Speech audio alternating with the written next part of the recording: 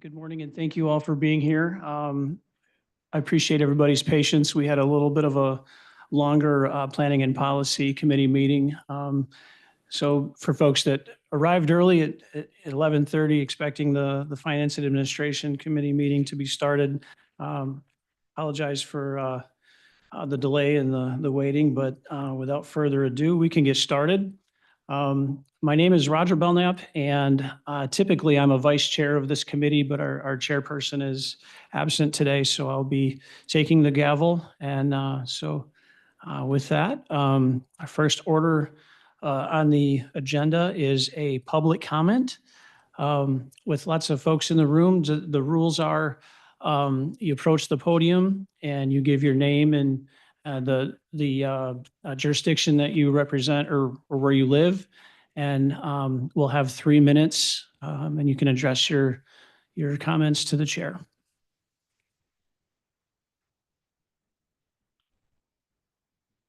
Hello, Commissioners. My name is Ken Willison. I live and vote in Spring Lake Township. I'm here today for 2 reasons. First, I want you all to be able to put a face to the name that's been pestering you for the last couple of weeks with concerns about Crockery Lake. Yes, that was my letter to the editor in the Tribune the other day. And yes, I'm the person that sent you 2 different emails asking you if the rumors about Crockery Lake were true. I must admit, I was a bit disappointed to be ghosted by all of you in the response to those emails, but I'm not going to dwell on that now. Instead, I want to follow up on them. In my emails, I told you that my concerns about Crockery Lake were entirely based on information from the Crockery Lake Association webpage. I told you that if the information they had posted was incorrect, that if the Crockery Lake cleanup was not going to be on today's agenda, I would gladly apologize to you for jumping the gun with my letter to the editor. So here I am, true to my word. Crockery Lake is not on today's agenda, so Commissioners, I apologize for jumping the gun. However, I don't apologize for being concerned about this issue. I'm not sorry at all. When a very expensive precedent-setting decision gets made outside of the usual channels, a lot of unexpected things can happen, and we need to avoid that. We have a finite amount of money available for water resource management, and there are numerous projects vying for those funds. For instance, Spring Lake, Pigeon Lake, Lloyd's Bayou, and Lake Macatawa, just to name a few. You see, Ottawa County has dozens of lakes that need attention. This is not a new thing. Consequently, a number of policies and procedures have been developed over time to ensure that the county prioritizes and coordinates its water resource expenditures wisely. Let's not deviate from those policies and procedures now. Make no mistake, while it may not be on today's agenda, efforts are indeed at play to bypass the usual checks and balances and commit an unprecedented amount of money to Crockery Lake. In essence, Crockery Lake is using a back channel to try to jump the line and get their restoration paid for in full and using county funds to boot. No need for a special assessment. This has never been done before, and doing so now would set an incredibly expensive precedent. This is a problem that is easy to avoid. So please, Commissioner, let's avoid it. Thank you. Thank you.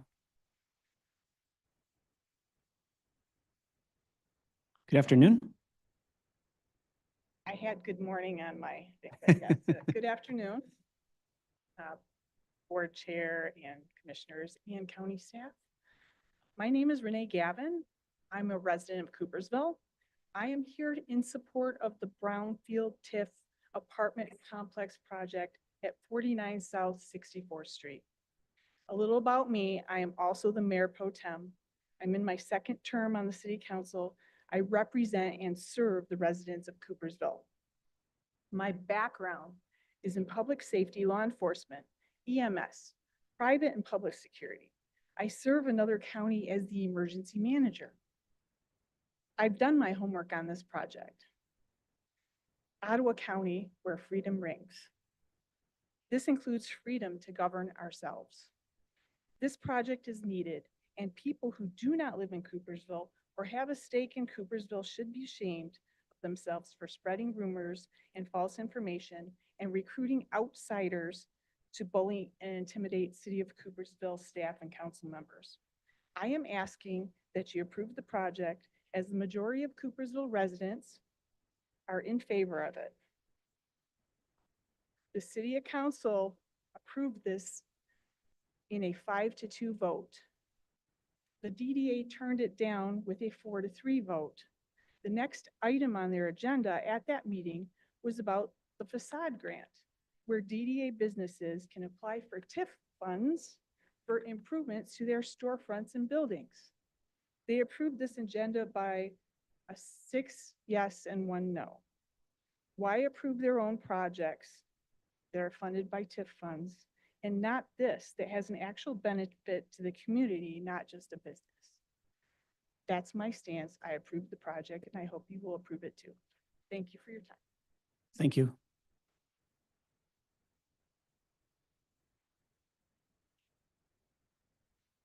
Good afternoon. Good afternoon. My name is Ken Bush. I'm mayor of City of Coopersville. And just a couple comments on this project too.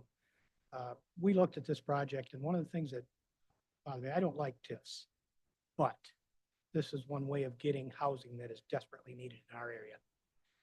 My concern was that Commissioner,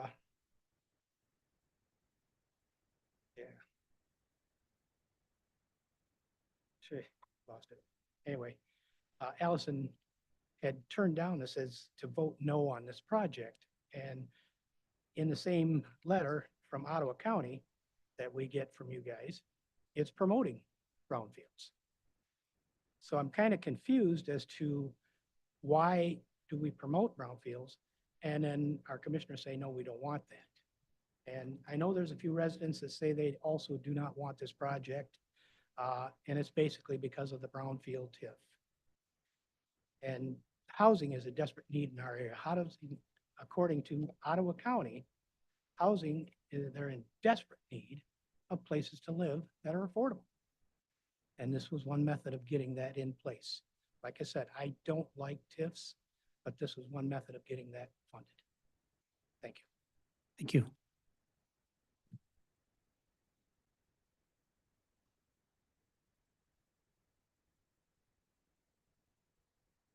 Good afternoon. Hello, my name is Betsy Merkins. I'm a City Coopersville resident. I'm also a partner at Pullman Quipping and Felt, which is a CPA firm in the City of Coopersville. I'm speaking out against the Brownfield TIF project. I hope you all received our letter expressing our concerns that had over 225 community members and over 45 business owners who had reached out to us wanting to be included as they would be directly affected by this project. Even after sending the letter, I am still receiving emails from businesses and residents expressing their opposition to the Brownfield TIF. We have had only one business owner that spoke out to us that was for this project. Many of them thanked us for making them aware of this decision that was made by City Council, as they weren't aware this was going on. Most of them felt this project was passed through quietly. The City of Coopersville property tax rate is well known to be high. I can only assume the developers were aware of this rate when planning this project. The project has been in the planning process for quite some time. Back in 2023, there were several zoning ordinances changed in anticipation of a project like this. And at the November 2023 meeting, as part of the discussions over changing the apartment height ordinance, it shows in the minutes that, quote, Councilmember Bush stated that we need to be careful how we draw developers into our city. We do not need to have those that are seeking tax breaks, etc., which he just mentioned.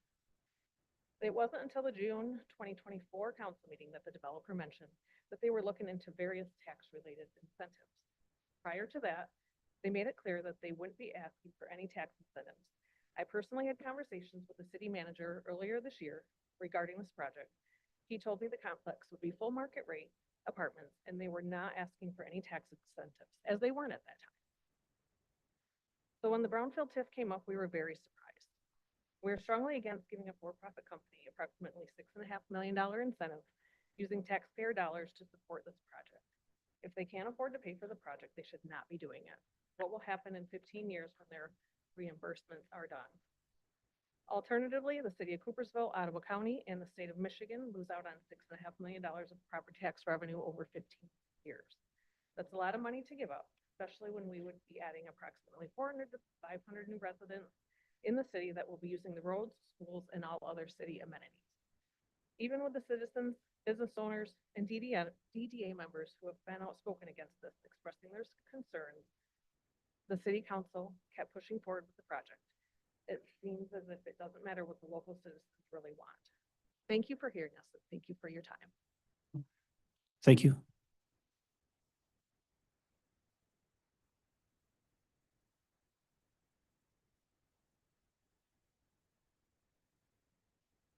Good afternoon. Joel Spolman, again, Spolman Holding Belt, Coopersville. Gonna make this short. Thank you for allowing us to speak against Brownfield credit in Coopersville. First, I apologize. This should not even come in front of you. This should have been resolved at the city level. As you know, we oppose Brownfield credit. The credit will give the developer approximately 6.5 million in breaks. This is wrong. The developer was going to do the project prior to the words Brownfield credit. So questions are being asked. Was this always in the plan to move the project quietly through the city without residents knowing that this is happening? This is 100% handpicking winners and losers. As Betsy already said, Mayor Ken Bush made a statement that we need to be careful how we draw developers into the city. We do not need to have those that are seeking tax breaks. Here we are. The Coopersville DDA turned down the credit. All the citizens and businesses speaking at the city council meeting spoke against it. We have over 225 citizens, over 50 or 45 businesses, signatures opposing it. We did have one that was in favor of it. We're still getting calls and emails wanting to be added to the list. The city of Coopersville and Coopersville Informed Facebook sites are filled with opposition. Becky from the Ottawa County Economic Development Coordinator made a statement on August 12 at the city council meeting saying, the council needs to determine what the community wants and when. Clearly, the city officials are not listening to the citizens, or they have spoken loud and clear. They're against Brownfield credit. Thank you. Thank you.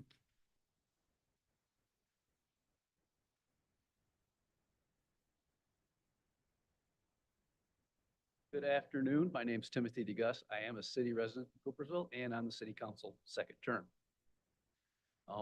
I don't know about letters and surveys and all that. All I know is my neighbors, when given the right information about this program, who benefits from it, are all in favor of it because they want a place for their kids to be able to live.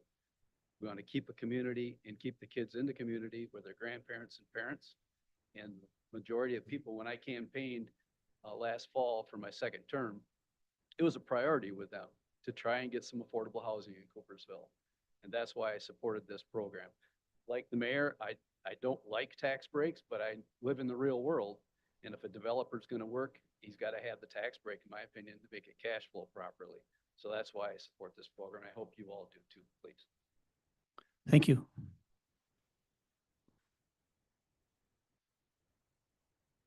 We have a big audience. Anyone else?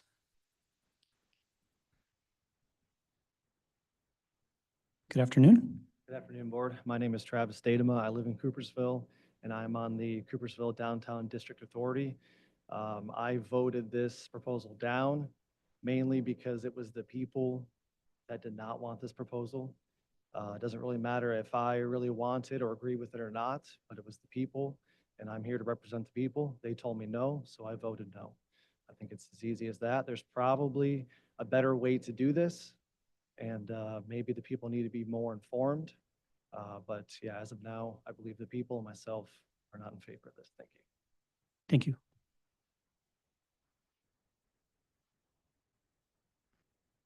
Good afternoon. Good afternoon, Board of Commissioners. Down a little bit. My name's Dennis Luce. I'm the city manager for the city of Coopersville, and I'm here basically representing city council and their decision to approve the Brownfield plan.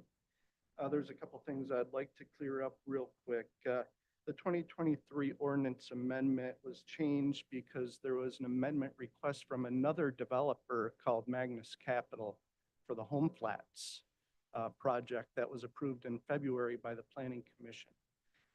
This was brought way before we even had any discussions with Westwind about this development. So they actually submitted the forms for the ordinance amendments, and that was brought through the proper channels. And I do also want to mention that we had 7 meetings that discussed this project prior to approving the brownfield through the city council.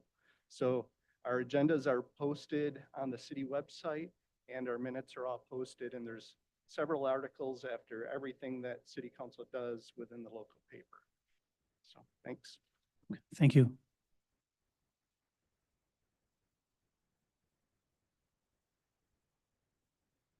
Anyone else? Just to let you know, there is a second opportunity for public comment just before the conclusion of this meeting. All right. That concludes the first round of public comment. So do we have a motion for approval of the meeting agenda? So moved. Support. All right. Any comments or questions on the agenda? Okay. Hearing none, all those in favor of approving the agenda, say aye. Aye. Any opposed? Okay, motion passes. First item of consent is the approval of the meeting minutes from October 1st, 2024, Planning and Finance, or excuse me, Finance and Administration Committee. Still have planning on the mind from earlier, sorry. Is there a motion for approval of the minutes? So moved. Second. Any questions or comments or feedback on the minutes? Okay, hearing none. All those in favor say aye. Aye. Any opposed? All right. That moves us into our action requests. The first item is a statement of review with a suggested motion to approve the statement of review. So moved. I do have a comment that there was a change made to the statement in the packet this morning. We discovered that there was a repeated mileage that was submitted and that had been taken out. So what we're approving here is the updated version of that. There was a commissioner mileage and I was the guilty party on that. Okay, so we'll take a roll call vote. Mrs. Curran, Yes. Mr. Moss, Yes. Mrs. Wenzel, Yes. Mr. Belknap. Yes. Motion passes. Next item is the accounts payable for September 23rd, 2024 through October 18th, 2024, with a motion to approve the general claims in the amount of $56,847,240.46 as presented in the summary report for September 23rd through October 18th. So moved. Second. Any questions or comments? Okay, hearing none, we'll go to a roll call vote. Mr. Moss, Yes. Mrs. Wenzel, Mrs. Curran, Mr. Belknap. Yes. Motion passes. Okay. Item 3, the applicant tracking software. We have a suggested motion to approve and forward to the Board of Commissioners the request from Human Resources to approve an agreement with NeoGov for applicant tracking system software for a total cost of $236,445.52 over a 5-year period. So moved. Second. Okay, this request comes from Zach. I don't know if, Zach, there you are. Good afternoon. Afternoon, I'm Zach. I'm the interim HR director here. So this is a 5-year contract for NeoGov. We've been with NeoGov for about 6 years now. So the totals for the total 5-year is just over $236,000. Year 1 cost is $38,000. It includes our job description database. It's the system that we accept our about 5,000 applications per year. Applicant tracking for all the managers and supervisors to be able to view the applications and things submitted. Interview scheduling is through here, text message reminders to applicants, kind of like what you get when you go to the doctor, just those reminders to make sure to decrease the no-call, no-shows. It's also our onboarding platform, so it includes all of our new hire documents, some of those basic payroll forms, and it also holds all of our data analytics. Okay, any questions for Zach? I think it's safe to say if you don't have this, operation comes to a halt. Yeah, we don't want to go back to paper. I don't think anyone would like that. Okay. And then this is more or less an operation that you've been using NeoGov for some time, and it's kind of a renewal. Yep, for the past 6 years, we've had NeoGov.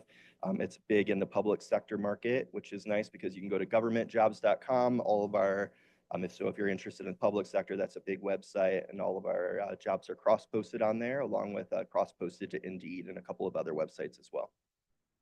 Okay. Okay, last call. Any questions for Zach? All right. Thank you, Zach. We'll take a roll call vote on this. Mrs. Wenzel, Yes. Mr. Moss, Yes. Mrs. Curran, Yes. Mr. Belknap. Yes. Motion passes. All right.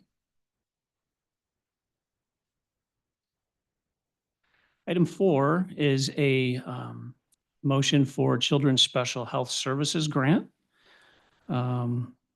The suggested motion is to forward and approve to the Board of Commissioners a contract with the Southeastern Michigan Health Association. So moved. Second.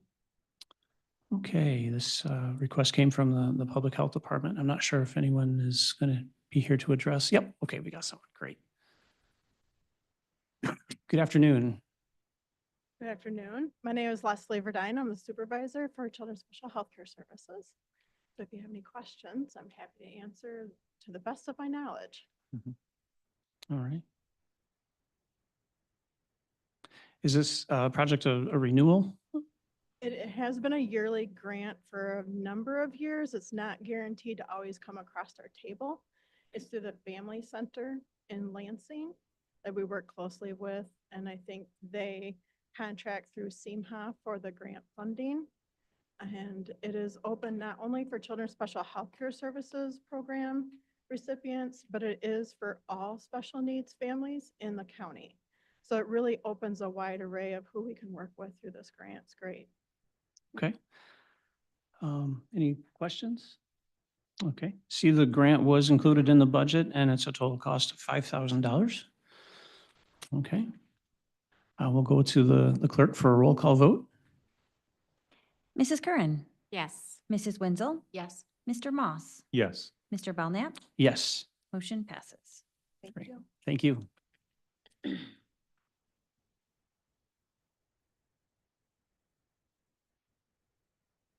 Our next item, item 5, is a substance use disorder grant with a suggested motion to approve and forward to the Board of Commissioners a contract with the Lakeshore Regional Entity. Approval of this motion also recognizes and appropriates an additional grant revenue in the amount of $10,778. So moved. Second. All right, we have a motion and a second.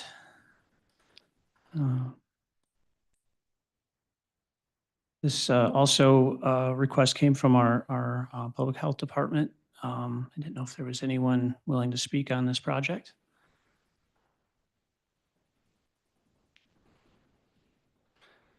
Good afternoon. And we're happy to answer any questions you have. Okay.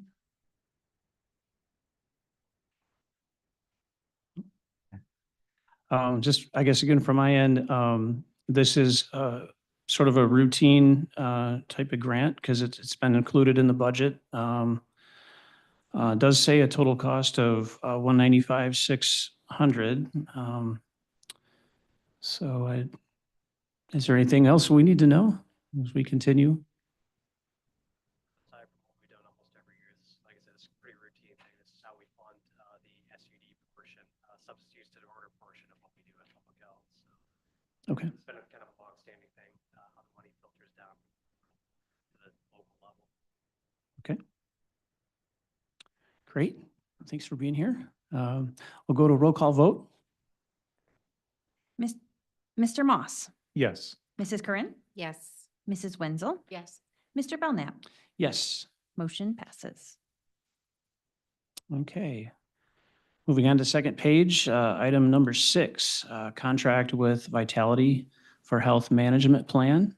We have a suggested motion to approve and forward to the Board of Commissioners the request to contract with Vitality for the Employee Health Management Plan for a period of 3 years.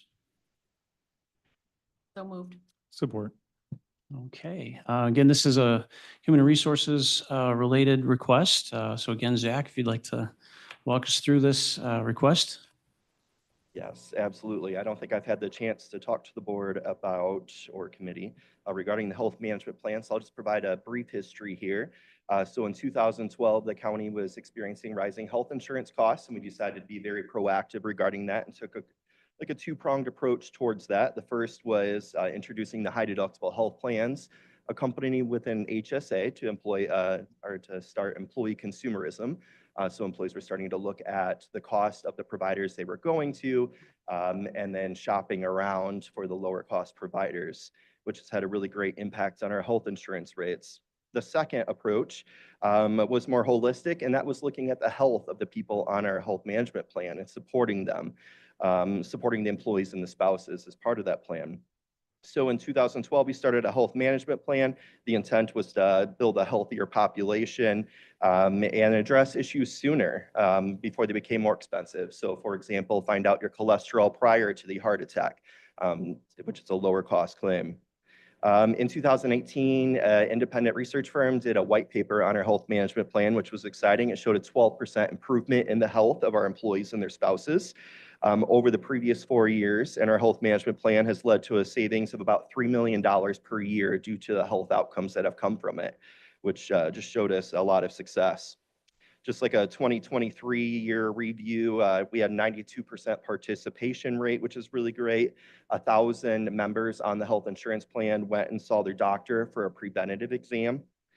68 members discovered that they were at high risk. So that means that they have 3 or more categories, and they were provided the education and resources to support them through that process. 71% of members said that they were more active since joining the program. And altogether, the members took a little over 4,000 individual education sessions in 2023 just to re-engage with their health. So this, we've been with Priority Health for their wellness program, which paired nicely with our health insurance. Priority Health is stepping out of that space. We experienced not so great customer service this past year. So we decided to carve it out for someone that is really great in that space. So we went through the purchasing department and did a full RFP along with our broker as well that works in that space. They helped us through that process. And we came back and are proposing Vitality to handle that contract for the next 3 years. It's a $160,000 contract that we're looking at.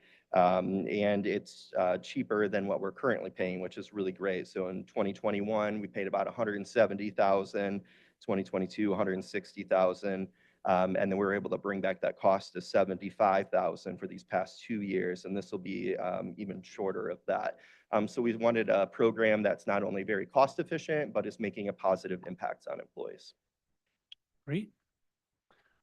Is there any questions for Zach? This is a wellness initiative, and fully support that. So thank you for doing that. And that's kind of a personal responsibility thing, and to have your employer come alongside to help you with your goals is something that I think we all could benefit from. So this contract is included in the budget, and looks like it's also been recommended by the county administrators. So with that, we can go to a roll call vote. Mr. Moss, Yes. Mrs. Wenzel, Yes. Mrs. Curran, Yes. Mr. Belknap. Yes. Motion passes.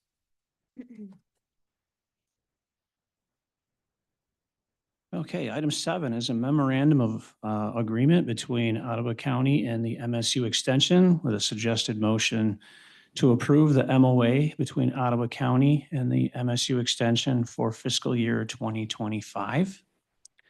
Is there a motion? So moved. Second.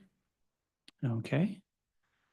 This request did come in from Kelly Headley. I'm not sure if Kelly's here or when someone will be speaking on behalf of the MSU Extension. Okay, here we go. Good afternoon. Scott Portback, I'm the District 7 Director for Michigan State University Extension, and I'm happy to answer any questions you may have. All right. Any questions from the members? Oh, well, yep, we're just continue the relationship. Again, this program is included in our county's budget, recommended from our administrator. So with that, oh, you do have a question? Okay. Sure. One quick question. Just any comments on how 4-H is going to some of the programs that the county actually adds additional funds for? Yeah, yep. Morgan, our new 4-H program coordinator, has been doing a terrific job. When I do the presentation on Tuesday to the board, I'll be able to share a little bit more about that. But it's really exciting to see her and particularly her experience in agriculture. She just got her master's in animal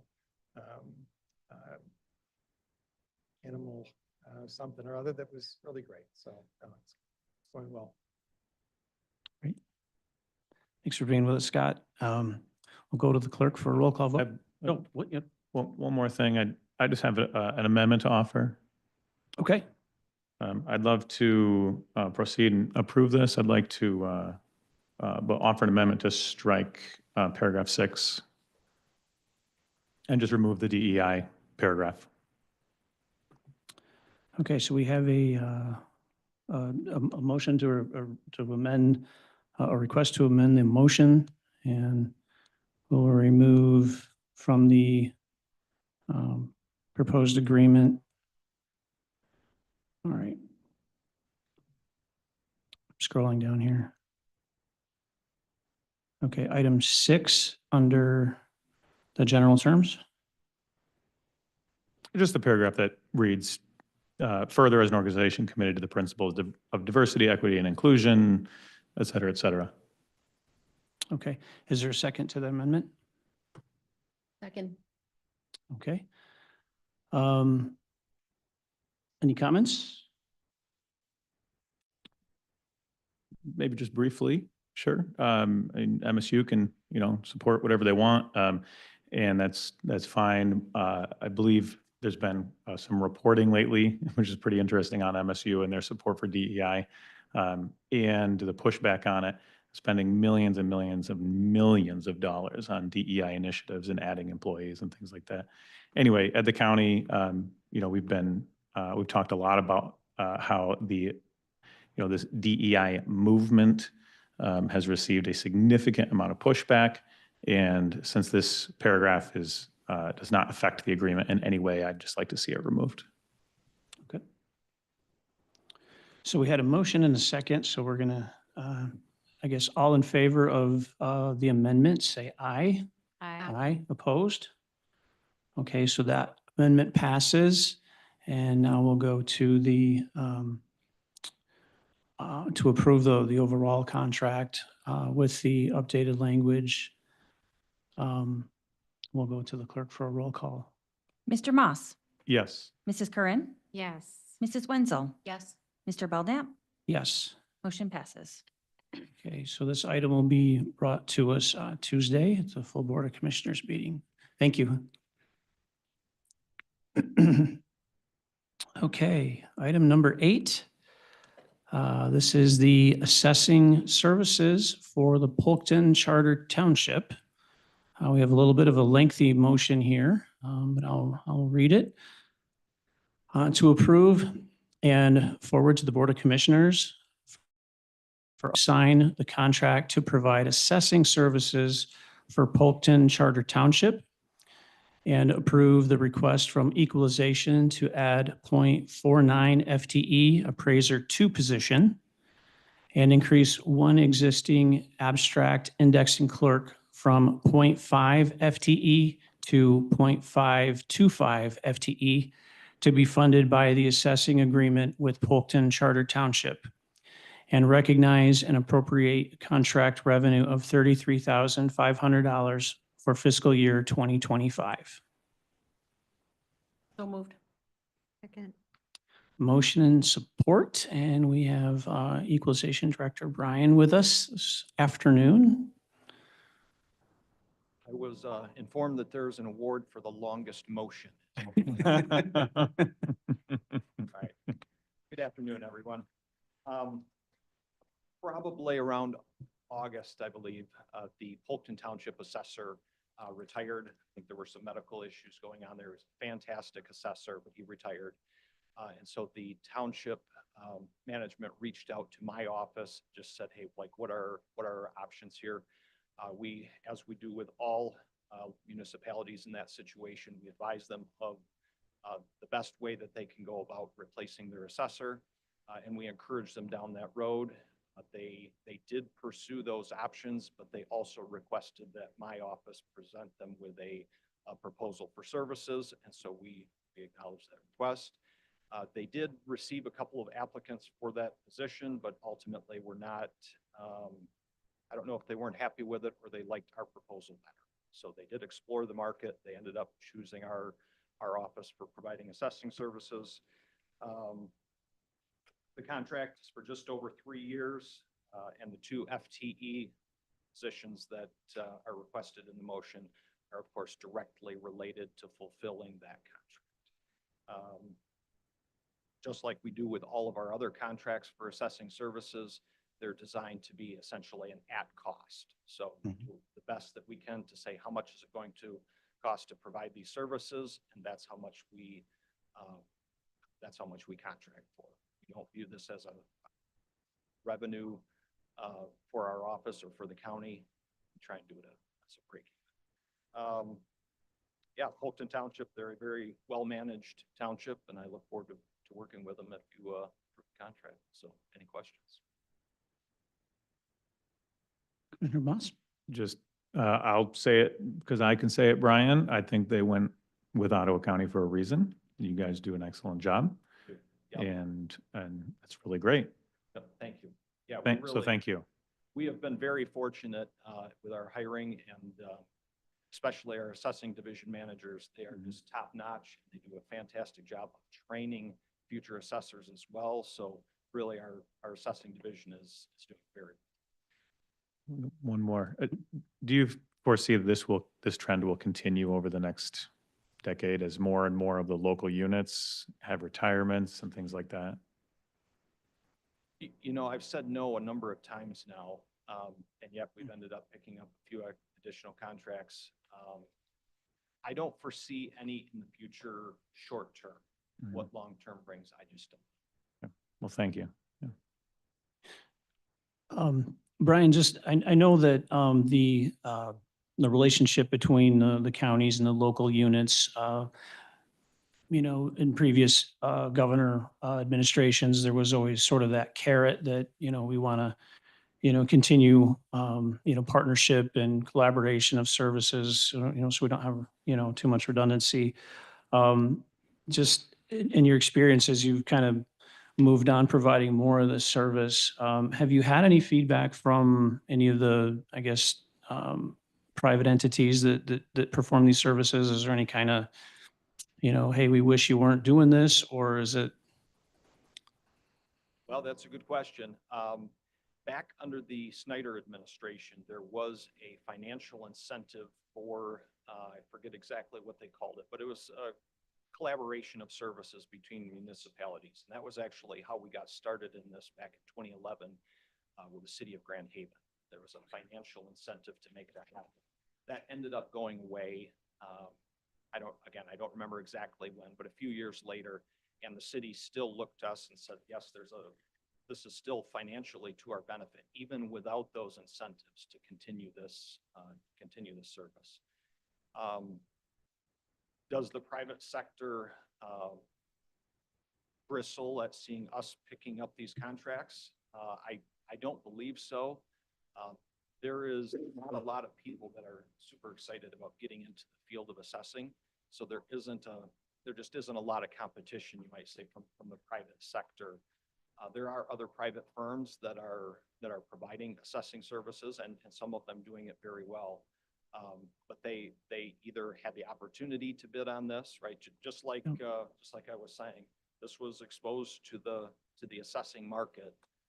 They had the opportunity to provide bids. I don't know if their bids were higher than ours or lower than ours. I just don't know the answer to that.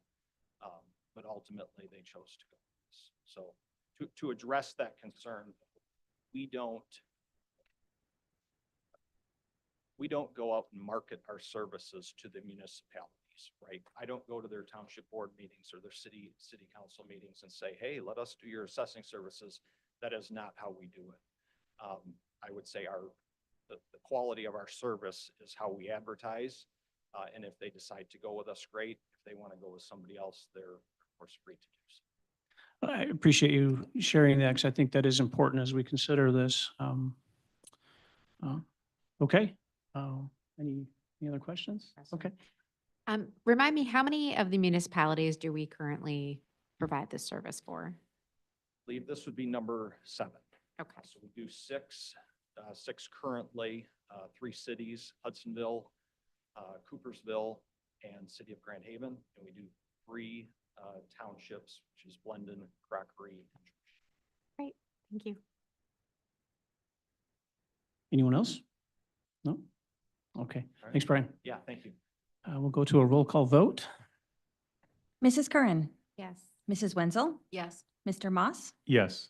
Mr. Belknap. Yes. Motion passes. Okay. Item number 9 is landscape and snowplow services. We have a suggested motion to approve and forward to the Board of Commissioners a contract for landscape and snow removal services at multiple locations. So moved. Second. Okay. This request comes from our facilities department.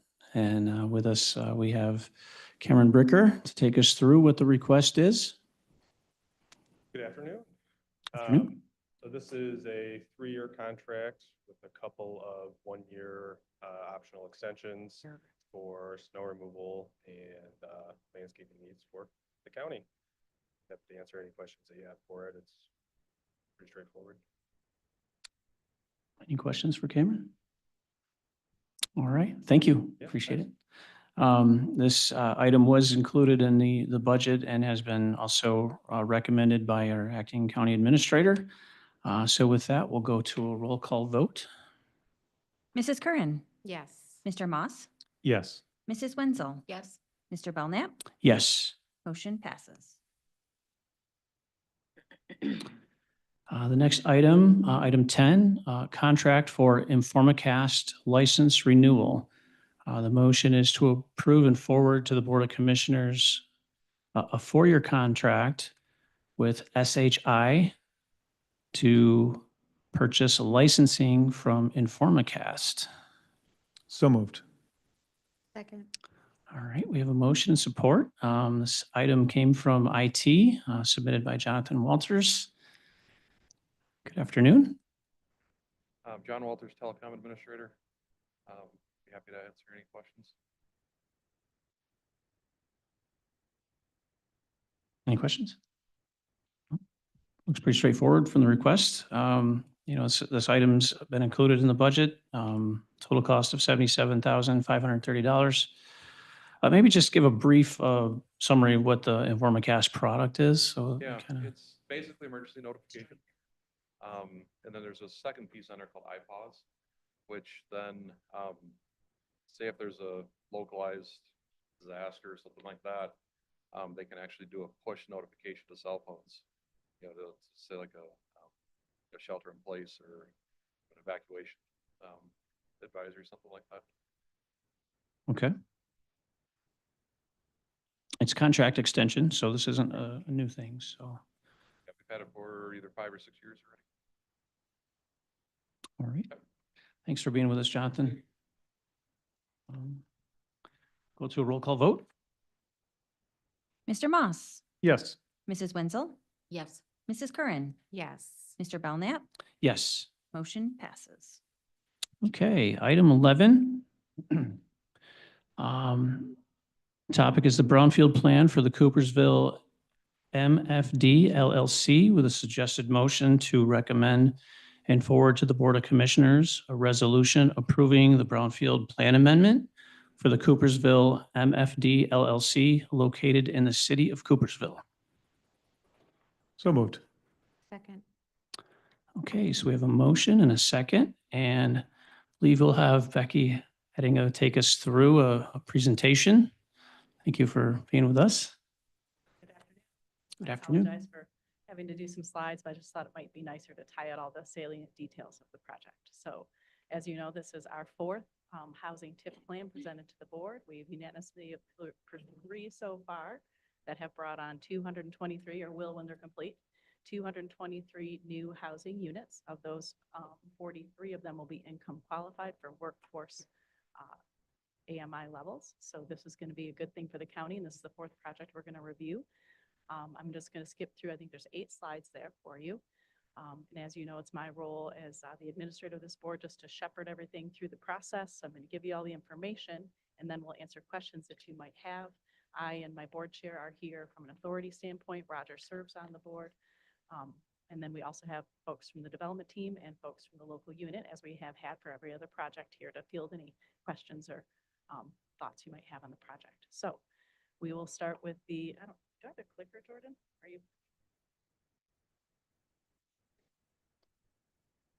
So we'll just get started with the basics about the current status of the property. So the property, as you know, is in the city of Coopersville. It's currently farmed / vacant, depending on the year. It has been so for 22 years. It's master planned in the community for gateway mixed use, one of 2 parcels. I think there's only 2. Dennis can correct me if need be. A couple of parcels on either end of the community as people come in for mixed use development. The PUD and the site plan were approved in August. And then there's a remainder parcel. You can see the yellow outline of the parcel. The remainder to the north there is about 6 acres that will then be used also for commercial development that are not part of the Brownfield plan, but they will be developed on that parcel kind of as the project of the whole, but not part of the plan itself. So then looking at what is proposed for this property.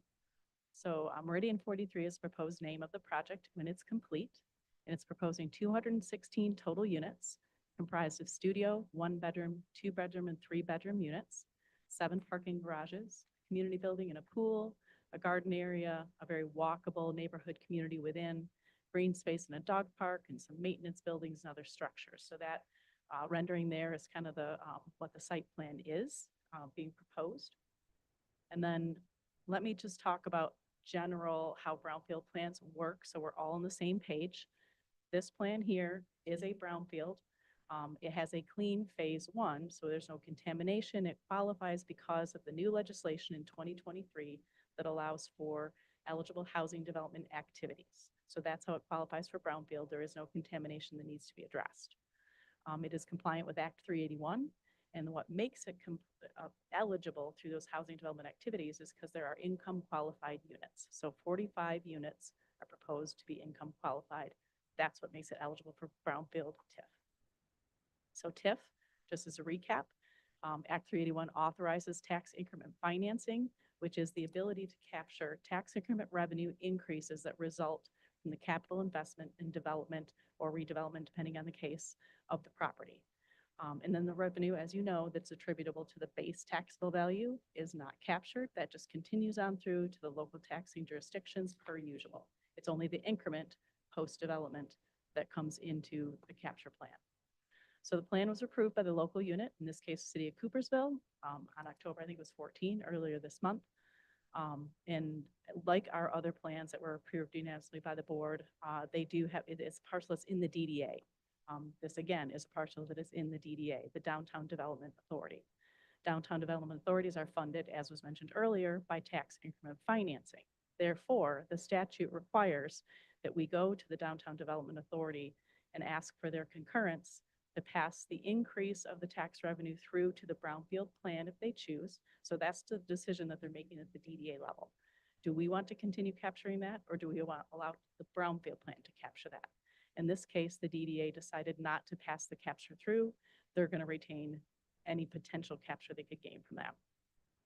So then it came to the authority board, And it was reviewed, and then we recommended the plan for the, to be approved by the Board of Commissioners, which brings us here today before Finance. So the next step is the public hearing that will be held next week on Tuesday, should the committee forward it to the Board of Commissioners. After the public hearing, then that will be voted upon. All the affected taxing jurisdictions were noticed. And then the next step after that, should approval continue, is it will go to MSHDA for approval at the state level and be finalized at that time. Super fun and riveting, I know. So now, specific to the plan, we'll get to some numbers. Just roughly, current taxable value on that 22 acres of vacant / farmland. You guys know how I hate to say vacant when it's, was farmland at one point. It just grates me.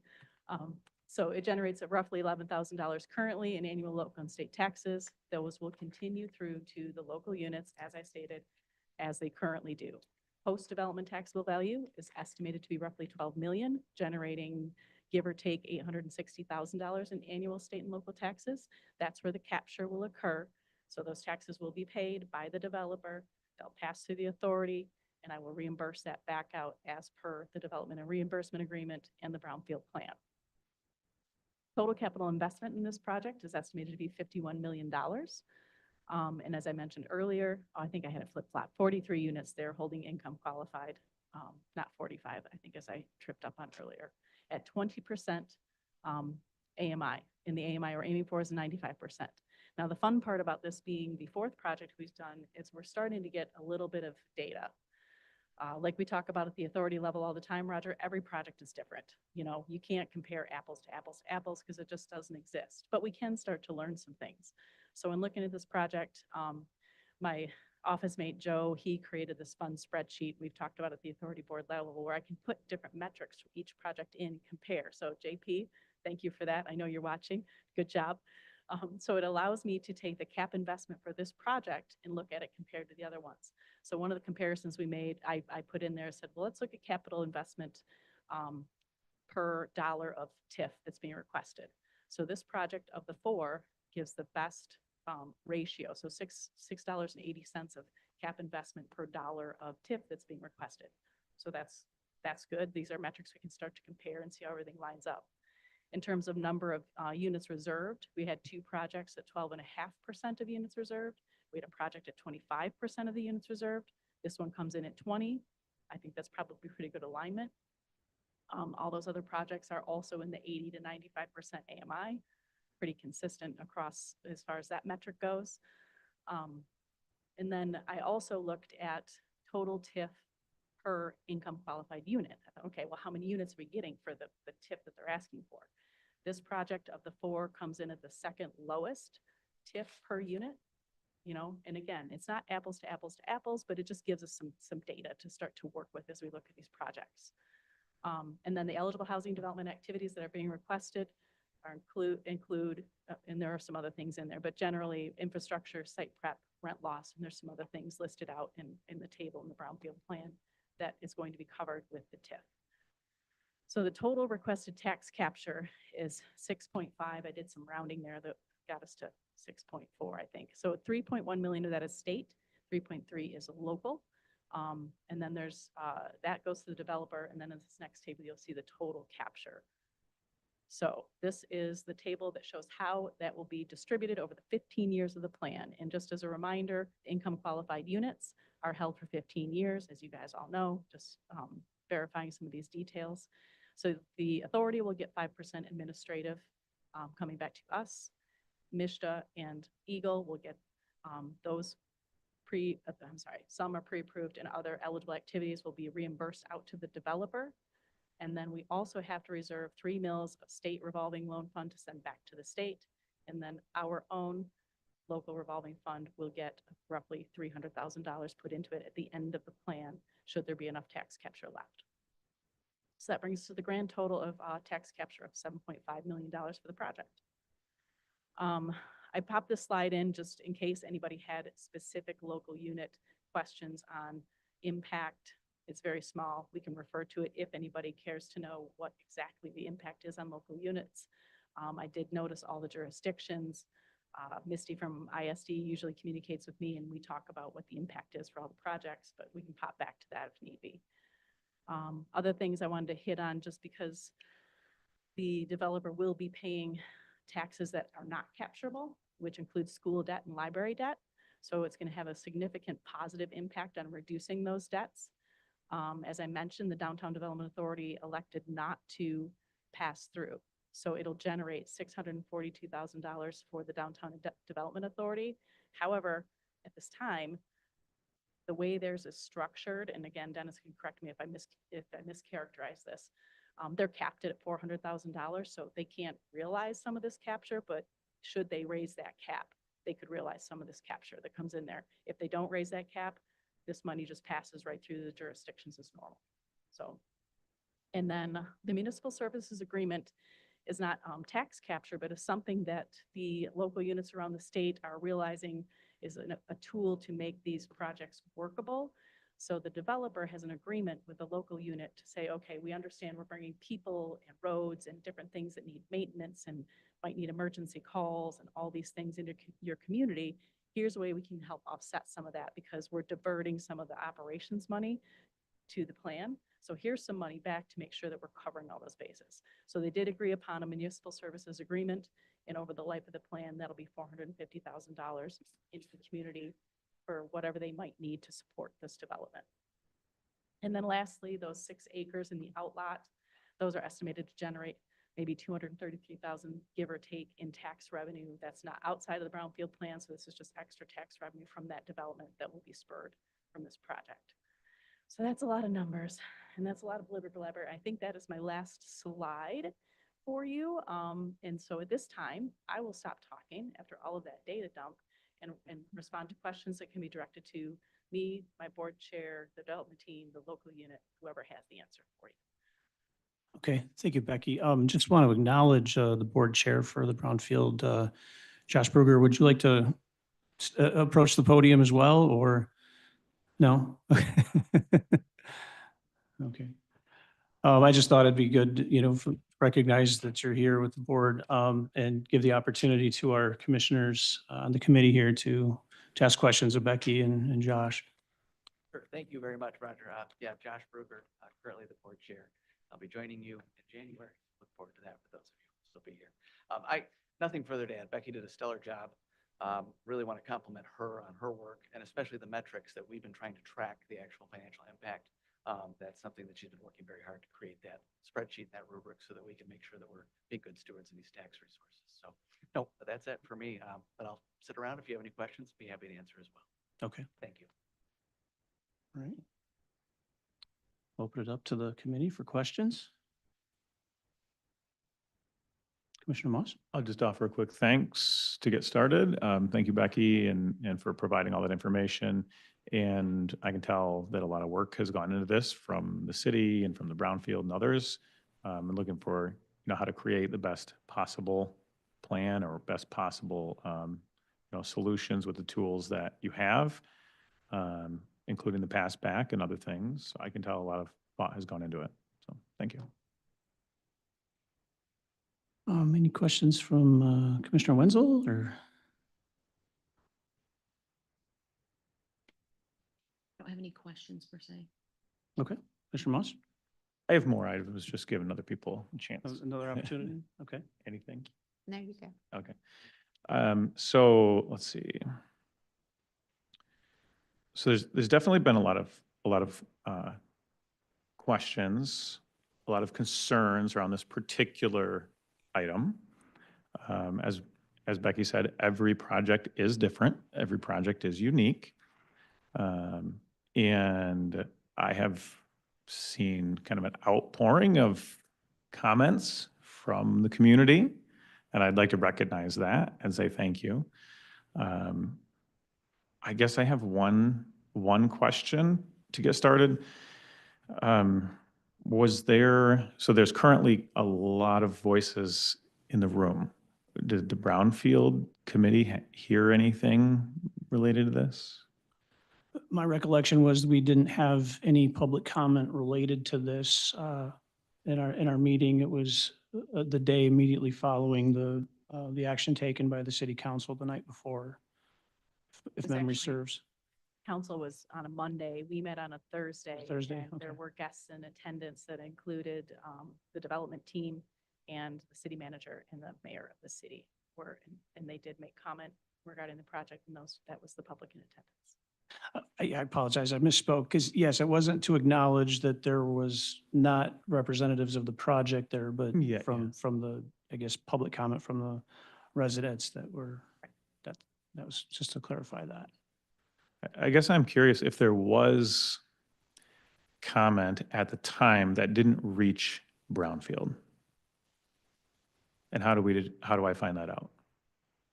'Cause there's a lot of comments right now. Chair, we've received a considerable number of letters and comments in the past few days. Administration has tried to look into some of these items.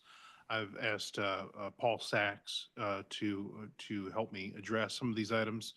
Some of them are serious allegations. I don't have any idea as to the truth or falsity of some of the things being alleged, but there does seem to be, to Commissioner Moss's point, a significant number of voices that maybe either weren't heard as part of this process, didn't get notice of the process. We're not sure, but we're trying to look into it. And our recommendation, administration's recommendation would be to delay this at the least so we can look into the significant number of people who have expressed concern. And if they miss the meeting, they miss the meeting, but they made some serious allegations that we would like to look into. I mean, I understand continuing to look into it, so thank you for doing that. I guess my point is that something doesn't quite make sense. Usually there's not, maybe we have a gentleman who'd like to speak to it. Usually there's not suddenly a huge outpouring from the community like we've seen. So I guess I'd request of the chair if we could ask the gentleman waving his arm if I don't know who he is, but if he would like to speak for a moment, because I'd like some clarity on some of what's surrounding the comments from the community. Yeah, and I will acknowledge too that I did receive the letters from the gentleman. I apologize, your name? Joel Spillman. Joel Spillman, okay. With signatures and, you know, the request of opposition of this. So that is something that, you know, I know myself I've received, and I don't know if the other committee members have received that. Definitely That was received a letter. after, and so I'm wondering if Joel would like to speak to if this has been an ongoing discussion before the last few days. That's what I would like some clarity on, if there's, May approach. because I don't quite understand all of the background. And let me just preface before I step away from the mic and offer it to Joel. Joel and I have communicated a little bit in the last couple of days since the authority meeting, but previously I did attend, I started attending the meetings in Coopersville in August, did some education. There was public comment at the level of DDA and city council at that time.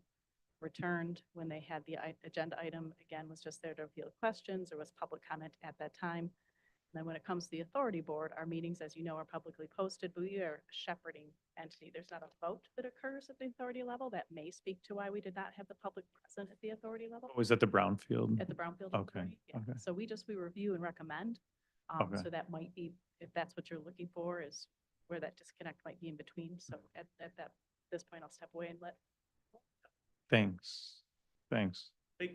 There was opposition as soon as we got wind of this right away, so we went to the DDA meeting and talked with them. DDA turned the thing down. So we thought it was dead there.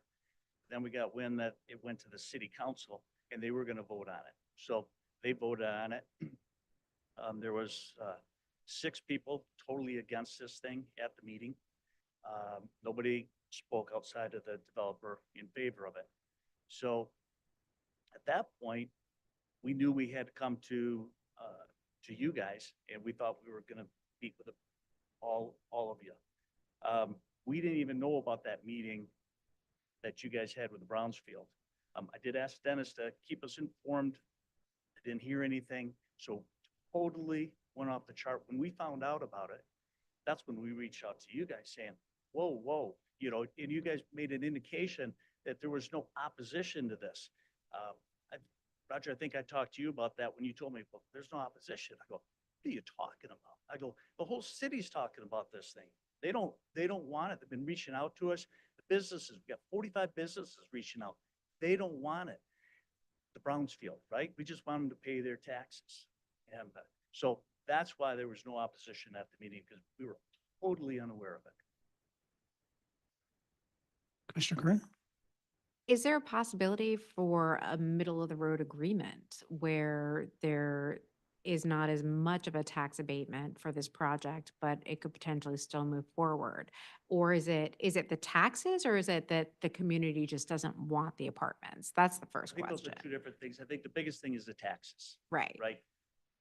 That's what the community, that's what we're against. Now, if it's zoned correctly and we can't do anything, hey, that's great. You know, they can come in and they can do it if that's what our bylaws and everything say, or not bylaws, but whatever. And then they can build it, but it's the tax abatement that is Okay. killing everybody. So if they took the project back and potentially looked at the tax abatement side of it, and are you all open to a lesser tax abatement versus just the tax abatement that's on there? Is there room for, I don't want to speak for, I'm just the guy standing at the Yeah. microphone, just kind of pushing this thing with our firm. So I would say most of the people that come to us, they're against tax. Just pay your taxes, just Mhm. like all of us do, Mhm. and call it a day. Okay, thank you. Commissioner Moss? Yeah, so these brownfield tax abatements, they're typical. Yeah, And let me be clear on that too, that if they pay the taxes, then you turn around and pay them right back. That's not paying taxes. That's just getting it right. I would agree with but that. typically for the brownfields, those are for blighted property or vacant property, things like that. Is that what this is? Like, is this a brownfield? I mean, It is a brownfield because it is a Brownfield Redevelopment Financing Act. It qualifies because they're income qualified units for housing development activities per Public Act 90 that was passed in 2023. So okay, so it's there not, is no contamination. It is not Okay. blighted. It is not functionally obsolescent, and there's no contamination. okay, It qualifies but only it on the qualifies. housing development activities. Okay. Correct. So, I think that's an important point. yeah, I was gonna say, in essence, if there was no other, I guess, means of funding for this, it wouldn't be coming here if it wasn't because it had the agreement of the 20% for the subsidized or, market rate. Um, And, and can you explain what the market, because if we had a percentage of what it is, but what are the dollar amounts for the rents? Because I think part of the conversation needs to include, an understanding of, the level of how many of the units are, what the cost of these units are, and what is the market going to bear for Look rents? at reasonableness of it, correct. Yep. So we have MSHDA creates tables that tell us what those AMI rates are for Ottawa County. We do try to do a little bit of due diligence into other areas and try to figure out, okay, AMI, you can get down to the census tract level. We're not required to do that under brownfield plans, but if we can get some better data just for comparison's sake, we do that. I don't have the full rent rolls for Meridian 33. The developer may have those if you'd like those provided, what they anticipate charging. But I can tell you at 95% AMI, the table that is included within the very back of the brownfield plan, and I can pull that out because I know they're hard to navigate. I can tell you what those 95% AMI rates will be held at in there. I can't remember off the top of my head, but I do have those. So I can tell you what the rates will be capped at for those 20% of those units. So in this project, just, and it's same as all the other ones that we have too. They all have their percentage they're going to maintain, what AMI we're going to hit, how long it's going to be. It's very much like every other project that has gone through. Josh, if you have some comments? Thanks, Becky. I just wanted to speak to the possibility of this coming back to the Brownfield Committee, which would be absolutely fine if that's the flavor that you guys select. The Brownfield Committee, however, I would say, traditionally, we don't weigh into the will of the people in that committee. Part of our process is to make sure that this goes openly and transparently through the jurisdiction that it's coming out of, which in this case is Coopersville. We leave it to them to weigh in on whether there's a will among the people of Coopersville to do this or not do it. And we would look at the vote at the council level for the city of Coopersville with the mayor, Mayor Pro Tem, as our guiding principle to move forward with the process. From there, our job is just to make sure that it meets all of the qualifications as set out by the state of Michigan with the Brownfield Act. So we'd be happy to hear it again, but we're Right, not really yes. the right place for that venue to take place. Secondly, just a note on this, from a process standpoint, the DDA for Coopersville did have the opportunity to vote on it. Them voting no means that they are not allowing their money, the DDA specified money, to be captured for the project. Instead, they will receive approximately $26,000 per year to use as they choose over this 15-year period. So they voted exactly as they should have for the interest of the DDA, and then it's up to the city of Coopersville elected officials to vote on the big picture for the city of Coopersville. So that's all I got. Thanks. So helpful as well. City Manager Luce. We received a letter from the CPA firm on mid-March, opposing the project altogether.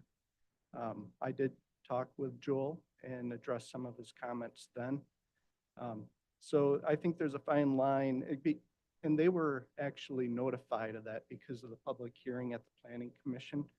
Within 100 feet, I believe, of the location, everybody received mailers and they were notified of the project. So we did have a public hearing at the Planning Commission. I think we probably had 2 residents speak out specifically against the project. All of our Planning Commission members did approve the project and passed on to the City Council, where it was also. I just wanted to clarify that there was opposition more about the project than the brownfield at the time. We didn't hear about the brownfield until, I'd say, late June is when that discussion started happening. So may I ask, so there was no intention of pursuing brownfield for this project until June? Okay. And I know that the TIF for brownfield for residential is a relatively new thing. How does that timing correlate to this project? Has this been something that's been in the works for a number of years, or did this change in public policy with TIF financing on these kind of open the door for the project to happen, and everything hinges on that?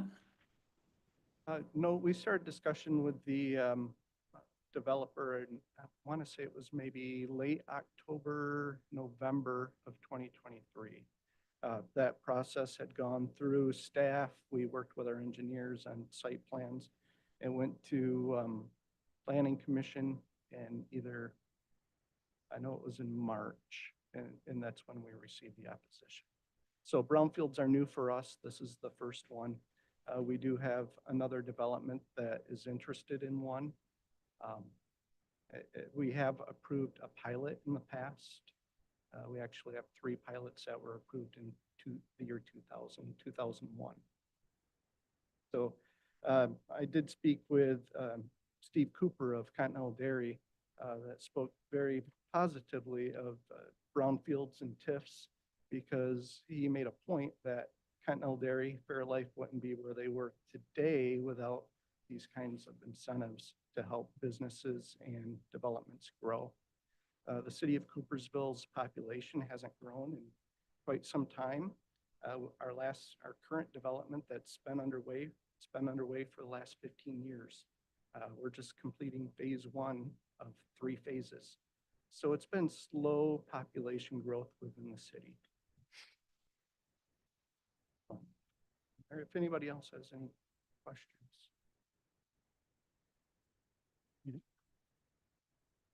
Commissioner Moss? I don't have any more questions, I don't think, or maybe I will. I have a few more thoughts. I'd like to point out one thing, because I think it's worth pointing out. I believe one person who gave public comment indicated they were being bullied and intimidated. And I don't believe that a difference of opinion is equal to bullying and intimidation. So I don't buy that for a second. And I just want to say that. A couple other thoughts I have is, the total capital on this is 51 million, somewhere around $50 million. At least that's what I understand. TIF is, 3 million local, 3 million state. So it's 6.5 million, somewhere around there.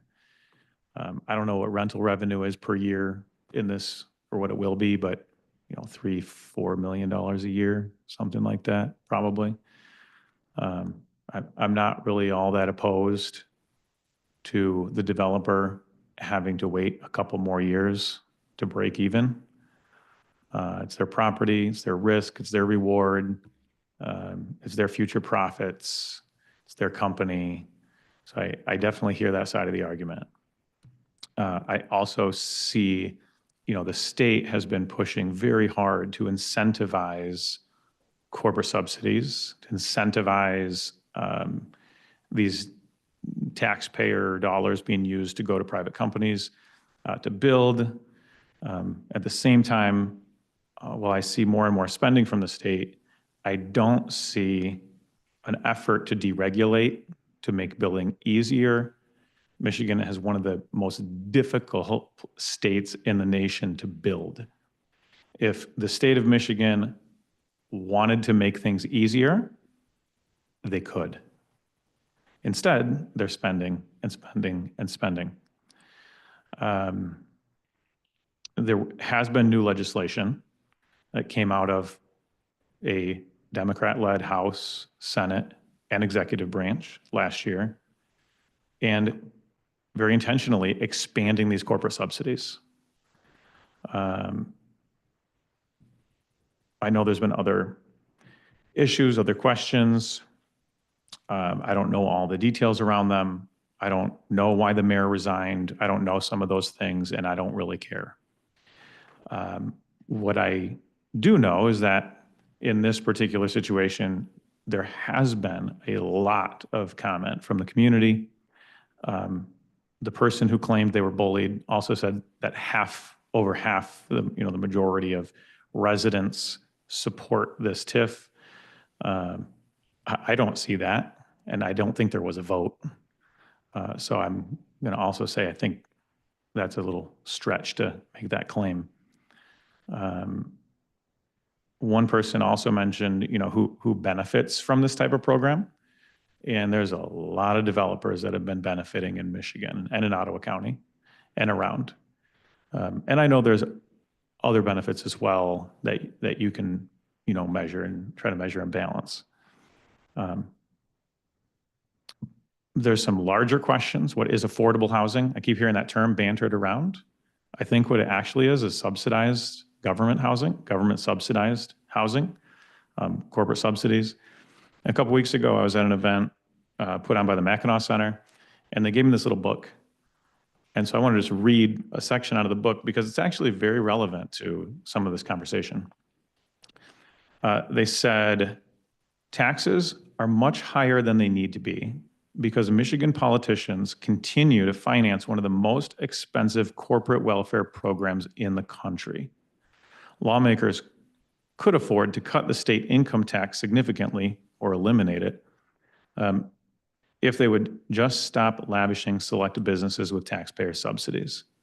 And they have a little chart that says Michigan is 47 out of 50, so at the very bottom, if you will, for the amount of corporate handouts that the state is doing. Michigan spends far more than our neighbors do on select corporate subsidies. Some of the fastest growing states handed out the least corporate welfare. These subsidies have no correlation with a state's overall economy and often paper over deeper economic dysfunctions.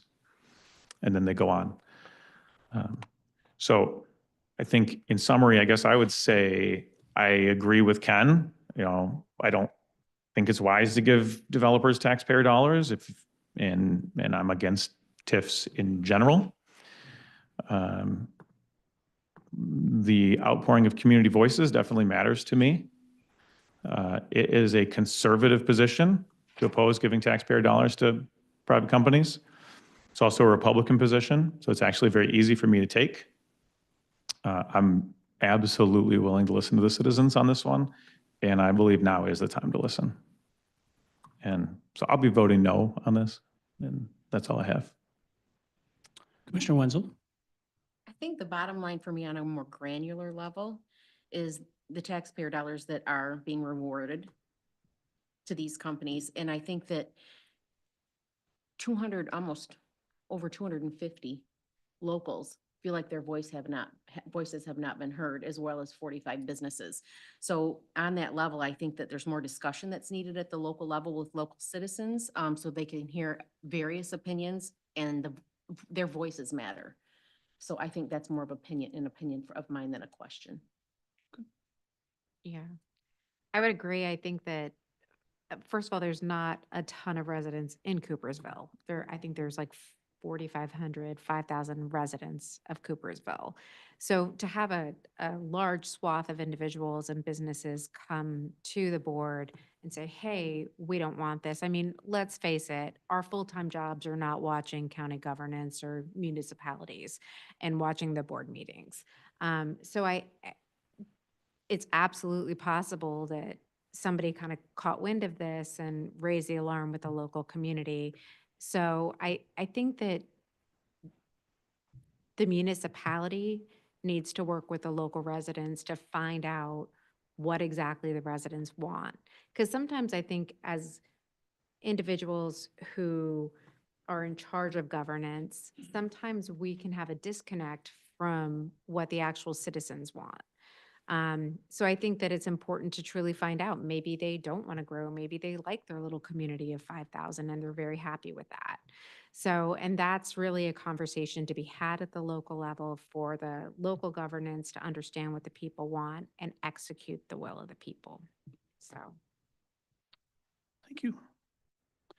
I guess as the committee member that's on commission and representing the Brownfield, I do echo Becky's commentary that, you know, we've had a number of these come through recently. They're all a little different. And I just want to acknowledge that it just in comparison to one another, I know it's hard to do apples to apples with this, but just that sort of, I don't know if it's just the you know, voiced support, but we didn't seem to have the, I guess, the negative response to a project in the other circumstances that were approved previously. And I do think, just for my own sake on, you know, the state policy of making something a brownfield simply because it's going to provide a housing element that, you know, is an assistance-based element.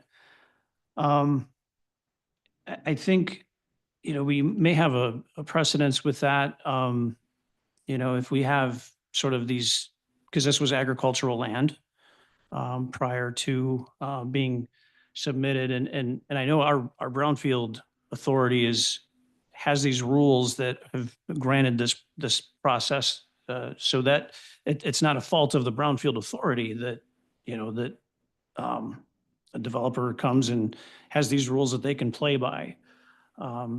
So, you know, just kind of balancing all of these different elements to that and, you know, recognizing that, you know, I always hesitate to hear when someone says, well, I speak for the community. We all do. But I think there's a little bit more to that when a person, you know, representing a business or an entity, they put their name on it and they've submitted petition. So I think, you know, just to echo some of the comments I've heard from others on this committee, that is there room for more conversation? Is there room for more sort of internal within the city of Coopersville to have, you know, a cohesive, you know, do we all agree? And we probably all won't agree, but I just kind of feel like at this point, it might be due diligence for us to take a little bit of a step back and let more of this process of, feedback, because it is kind of troubling to me that, we're kind of getting the mixed message between what the DDA wants for this project and what the city wants if they're not on the same page. And I guess I would like to see more exploration of that. So at this point, my first question is, if this committee does not move this request forward, what then? I guess, where do we go from here? Does this stop the project in its entirety? Is the developer interested in pursuing other avenues? I have a comment on that. Sure. I'd like to see, based on everything that we've talked about today, I'd like to see the committee vote no, and I'd like the developer to move forward. And, just because they can't get their $6 million from the taxpayers, I mean, maybe this is a developer. It is. And maybe he'd like to say something. I'd be Yeah. happy to. What's your name, sir? My name is Scott Knowlton. I'm with West Wind Construction is the name you might know. We have many different entities, but the reason this project doesn't go forward is because without the reimbursement, the debt service coverage ratio on this project goes down to 1.09. No bank will lend on that. So it's needed to move the project. That's as simple as this. Can I ask, so was this project stalled before the TIF element for the brownfield came into play? Because again, if this project has been something that's been master planned and talked about for some time, were avenues explored and you kind of came to a closure, like, yeah, we can't pursue this avenue because Because it doesn't work. It's too expensive. Okay. So yes, this new legislation is prompting many of these developments, and that's the only way that they're going to go forward.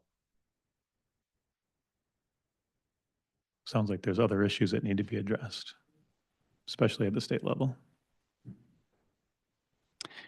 Yeah, I don't know that all development is going to have to go through brownfield TIF in the future. I mean, so, being, I guess,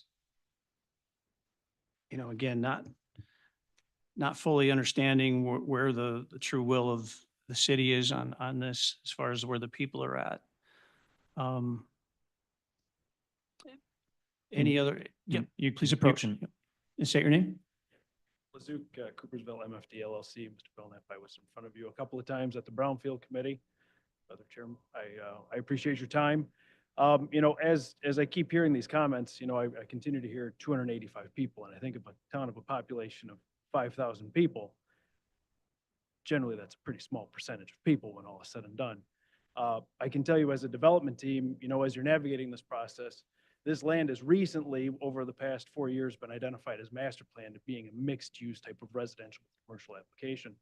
And when we first met with the city staff in regards to discussing it, the question was, okay, this is the master plan. Let's navigate what the first steps are to make sure that this is, kind of the pathway with the planning commission and the council to kind of navigate that this property is going to be something that's viable for a multifamily housing development. Kind of first step, like, okay, we found a piece of property. We've got somebody that's willing to sell it. Let's start going down the pathway of making sure that it actually has a viable ability to, even take housing units for what it is when all is said and done, for what its past hopes and uses had been prior to the master plan redevelopment. As we navigated that and we got our approvals, that take time. Obviously, we worked closely with the community navigating that. You kind of start doing the rest of the due diligence as you're navigating a project. And that's when it became very apparent to us that as we looked at the project in its entirety, with construction costs, with interest rates, with kind of rental limits just based off of the market that we exist in, that the metrics simply don't line up. And that's when we brought and really actually, I think, made the first presentation to the Brownfield Authority saying, we've got this plan. We're navigating kind of the rules and the responsibilities based off of previous projects that have been approved for this same brownfield TIF to navigate to make sure that we are falling within the kind of the realm of reason with expectations as it's kind of being navigated, not only at a state level, but also at a county level. As we've done that, we've been in front of the city, in front of the municipality, in front of the locals, and I will echo Dennis. people have been opposed to multifamily housing just in general, which I can speak to the, the Spoolman group, that has been an objection from day one, is they want this to stay a field, or they don't want it to be anything, or, this is going to bring a detriment to our community. Not really even understanding the full scale of what this multifamily community would bring. I would appreciate, Mr. Belknap, I made the presentation to you. I think you're aware of what this community is going to bring to the city of Coopersville and what it is that we've developed in its, entirety in other communities and the attributes that bring not only to the local government, but also to the local businesses in regards to what this can be for just population growth, along with the fact that as city of Coopersville grows, especially with kind of the new, sewer pipeline, there's a great opportunity for growth, but you have to have housing for that growth to happen. And so there has to be some pairing with initiatives to be able to accomplish tasks. The Brownfield TIF, as it's incorporated housing, allows for developers to utilize that in markets that otherwise wouldn't be able to support large-scale housing developments to be proactive on their growth and initiative. And so to hear that they need to go back to a 16 to 17% of the population and a maximum that we've heard from. Obviously, I know I've been in enough county commissions and councils to recognize usually it's going to be the minority that speaks loudly and negatively in regards to any project. If you're in support of it, you're in support of it. You don't say anything. You just navigate through, and it just is what it is as you go through it. So to ask a city council that has followed practice, that has followed protocol, to all of a sudden say, oh, we got 285 people. You should go back, and you don't obviously speak for the people anymore. When it was a 5-2 vote, and it was more than enough public notice, and everybody was very aware of what was going on with this project. So I want to be very sensitive to that. Obviously, the initiatives that the county has been putting in place and the language in regards to letting local governments navigate the rules and regs and being able to support projects, but then hearing that a small group of people can all of a sudden negate the ability of a city council or a city government to navigate what they feel is best for their community seems pretty counter to how we should be navigating these conversations. And I can speak on my business partner's behalf. We have been incredibly proud for how the city, even though they've navigated something that has been, for a small minority of people, has been highly contentious, and the attacks that we've heard and the comments that we've heard made at different meetings, to then stand up here and support. This is good for a community. Yes, it needs help. Yes, this isn't the city of Walker, the city of Grand Haven that can provide rents to a level that it really isn't sustainable for a local, small town like the city of Coopersville. Maybe in 15 to 20 years it could be there, but you have to start somewhere. And these initiatives allow you to start somewhere so that you can start filling the gap for the future. So I keep hearing, we got to look at the future. We do. This is an initiative to look at the future. And we would appreciate the consideration that a very small group of city residents and businesses are speaking in this behalf. However, the city council has spoken. The DDA said no. The DDA is getting their, the accommodations accordingly with the capture. So I would ask you to consider the initiatives you're looking to put in place, especially since you can't say companies shouldn't be getting taxes, when in the fact of the matter is you've already done this a few times, and I believe it was unanimous. I don't know if it was anything where it was to the contrary. So to flip for a very small minority of group, I understand the loud, I get it. But this is a project that has the local support at the government level as it keeps navigating this pathway. And it hasn't been no behind the curtains, no navigating. We have been front and center the entire way. So I would appreciate consideration and more respect for what the city council has accomplished and what they're trying to do for their local area. Thank you very much. Commissioner Mouse? Sure, love to respond. Appreciate the passion and hearing more. I think what I hear is, we followed the rules. We're doing this the right way. It's only 285 people. The minority speaks loudly, so ram it through. That's how I interpret it, at least. I know you didn't use the word ram. It was similar. So I get it. There's a difference of opinion on this one. I remember when I was part of a small vocal minority, and sometimes that small vocal minority matters. I don't know most of the people who are here today to speak against this TIF, but I do know some of the people who are on the petition. And I know them very well. And they're not people who I would ignore personally. And I take that seriously. Someone's going to put their name on that and go through all that effort. I will pay attention. I could think of another project that had some similar, no, I'll just stop. Anyway, I don't really have any more comments, but I do appreciate both sides of the discussion, and I do understand where you're coming from. Both sides. Commissioner Kern? Administrator Wetmore suggested that we take this off the agenda and push it back to the locals so they could kind of massage this through a little more. Is that something that I would very much support that? I think if we vote this down, they can do whatever they want. Also, there is, not to like keep this going forever, but there's other ways to change your debt service coverage ratio. You know, I'm not the developer though. And there's other developments going on that are not using TIFs. But. Commissioner Wenzel? For me, I think we've never heard from this many people before on one of these. And I think that's notable. And I think that to start somewhere, it would be prudent to take it back.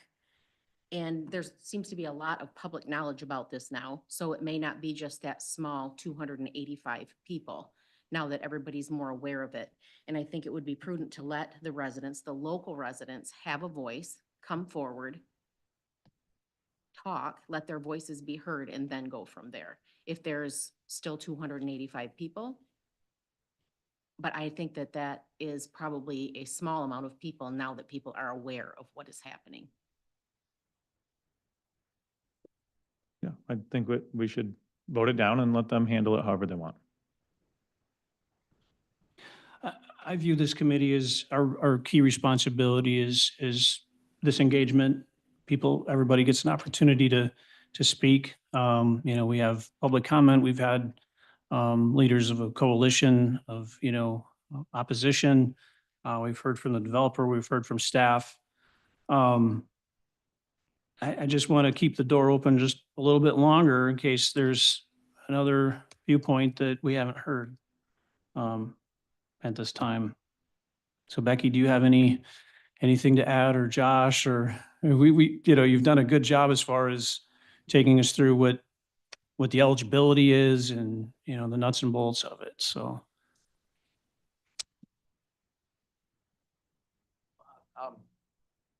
Unique position that I'm in, seeing that I'll be sitting up there with you in January. I'm going to limit my comment just to the lane that I'm in, which is the chairperson of the Brownfield. This project checks every single box. Thanks.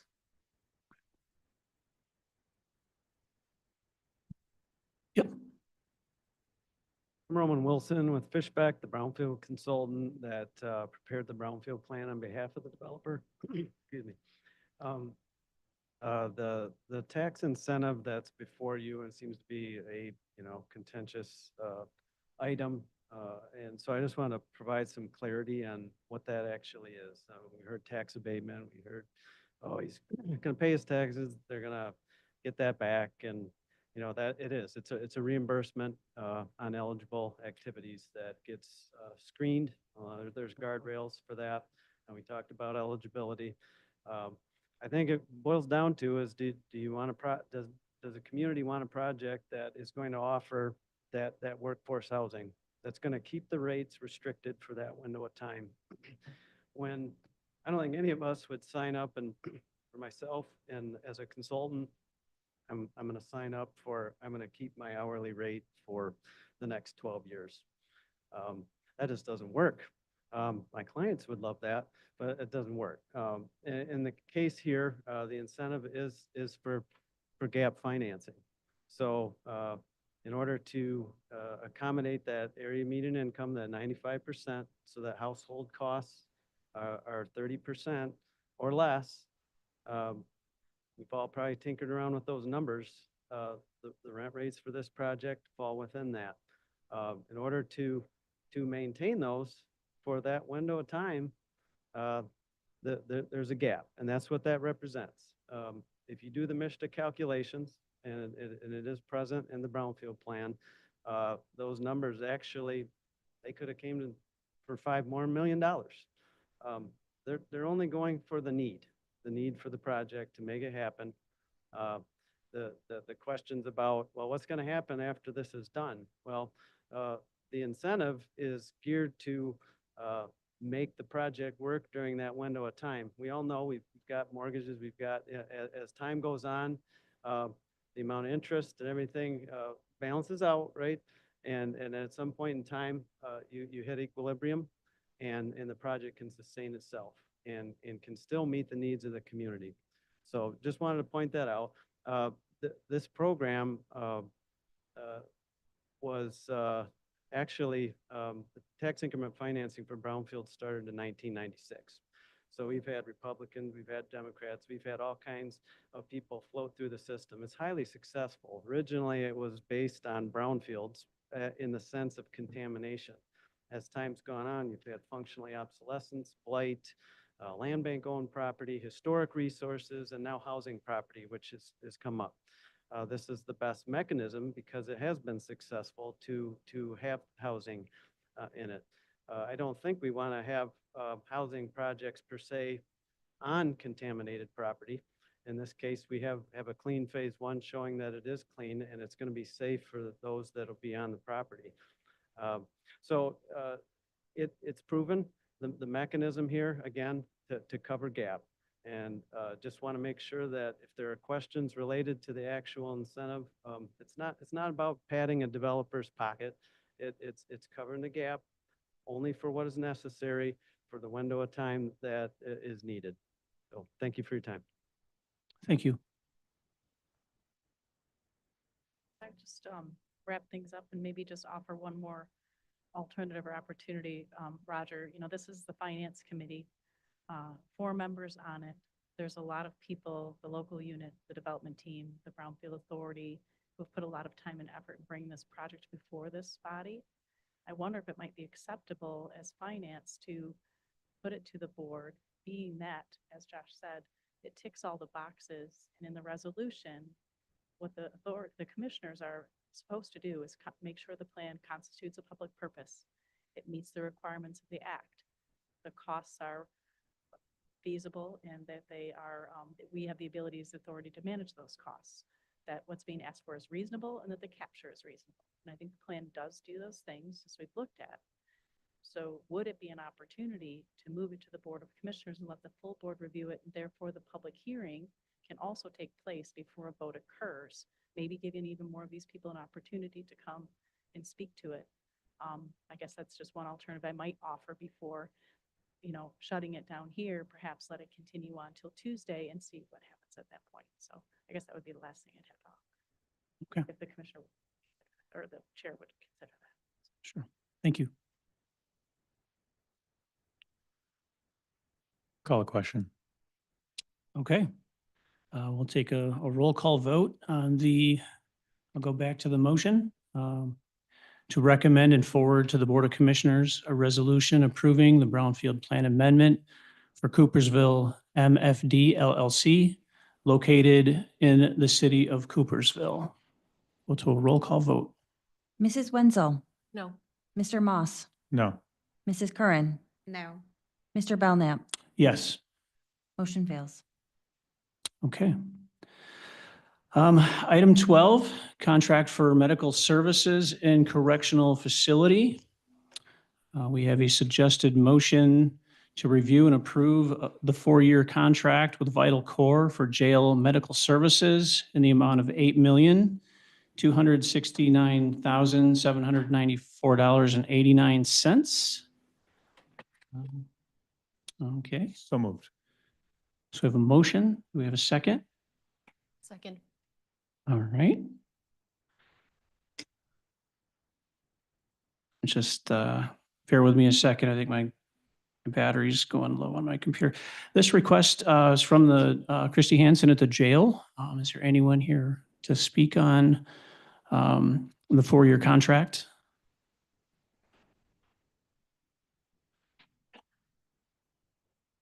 Okay.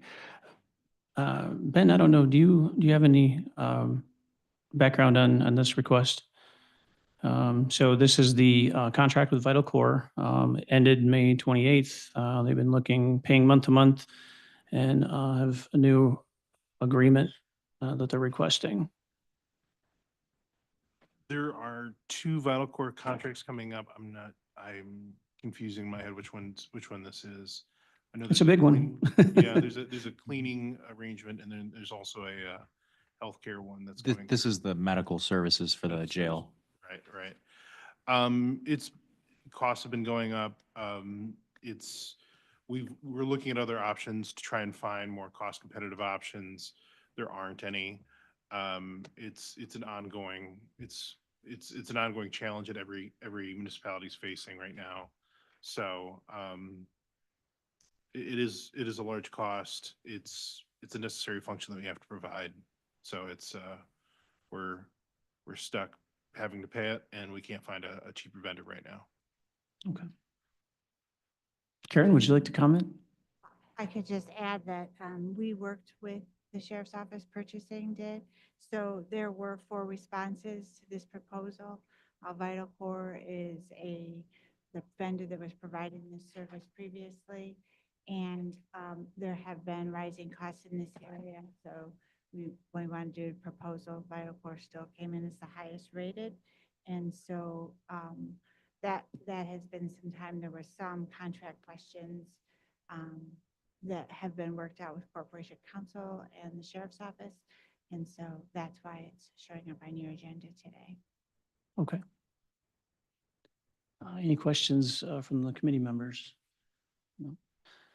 So when if we make approval on this, this will be something that will be carried forward to Tuesday's Board of Commissioners. Just a request that maybe a little bit more detail from the jail on, this sort of background information. We'll get that for you. Okay, and this agreement is within the budget that's been allocated and recommended by our acting administrators. So we'll go to a roll call vote. Mrs. Curran, Yes. Wenzel, Yes. Mr. Moss, Yes. Mr. Belknap, Yes. motion passes.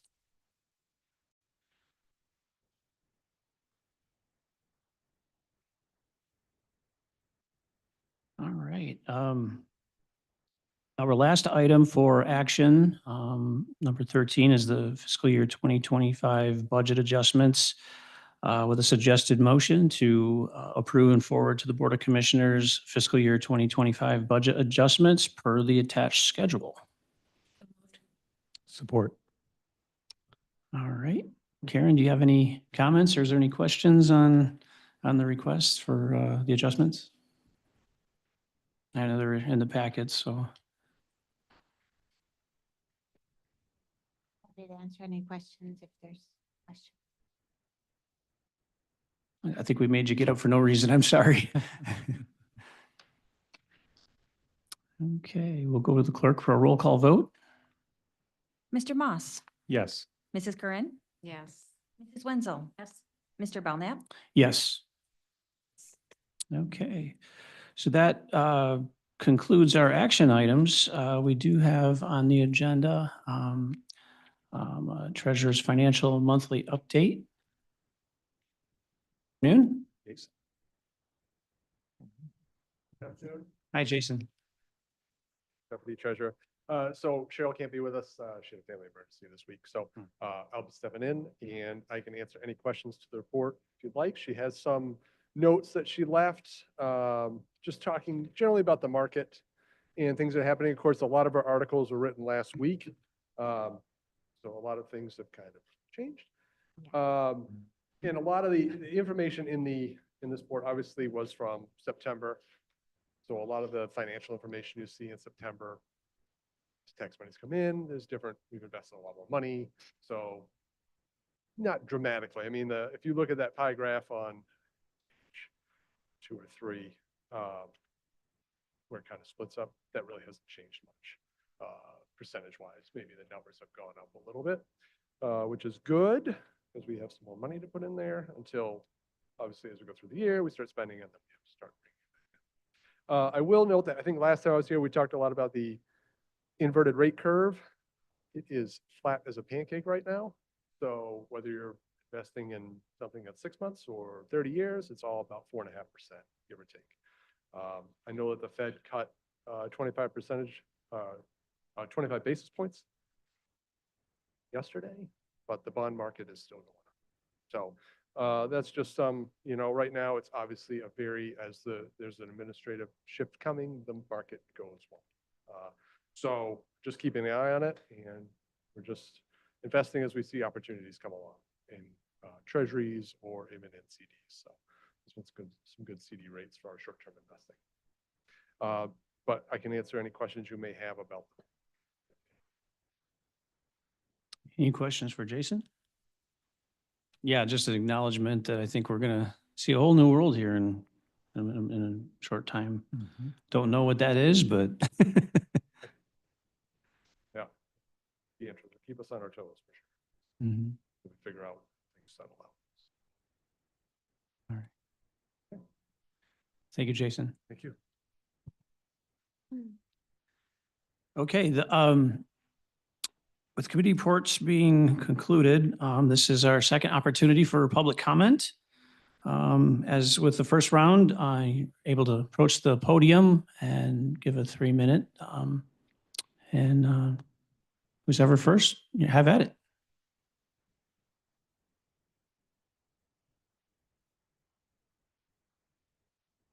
Afternoon. Paula Humphrey, about Crockery Lake in Chester Township. And I am full of hope today. On my way in, an eagle flew over my car, which reminded me of all of the improvements that have been made in Michigan to restore that regal bird, the national symbol for our country. And I wanted to take this opportunity to personally thank the commissioners of Ottawa County for supporting lake remediation for Chester Township and for Crockery Lake. We have been in a 4 to 5 year search of remediation and best lake management and agricultural practices. And the money is awarded to Ottawa County through the Monsanto settlement are going to be put to excellent use. And we do thank you for your support and for seeing a need.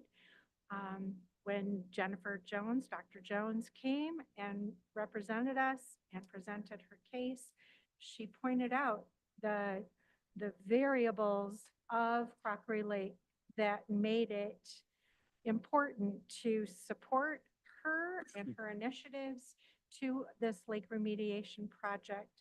And I do thank you for taking the time to review her notes and her input. And she's going to be a valuable resource, not only to Crockery Lake and Chester Township, but also to Ottawa County and in essence for future lake remediation for all of Michigan and possibly even the United States. Through her efforts and through the DEQ, which is now EGLE, I just see a lot of benefit going forward with using Dr. Jones, and we thank you for this grant, or not grant, but the awards money from Monsanto, and we just see this as a very positive thing. And again, thank you very much for your support. Thank you. Anyone else? Good afternoon. I'm Betsy Ludwig, and I live in Chester Township on Crockery Lake, which is in the chimney of Ottawa County. I just want to thank this committee for all the excellent work that you have done and for our county.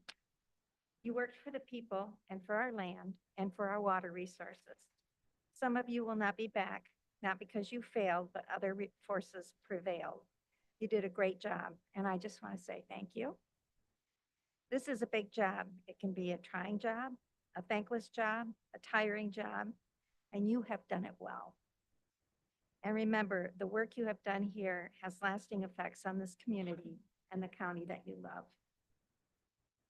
Thank you for your consideration of using the some settlement money from the polluter to help clean up some of the pollution that these products that they had made in our lake and from the farmer's runoff. We are part of one of the biggest watersheds in the county, and it's been directly affected by these pollutants. These pollutants also can come directly into our lake from the farmer's field and the farmer runoff.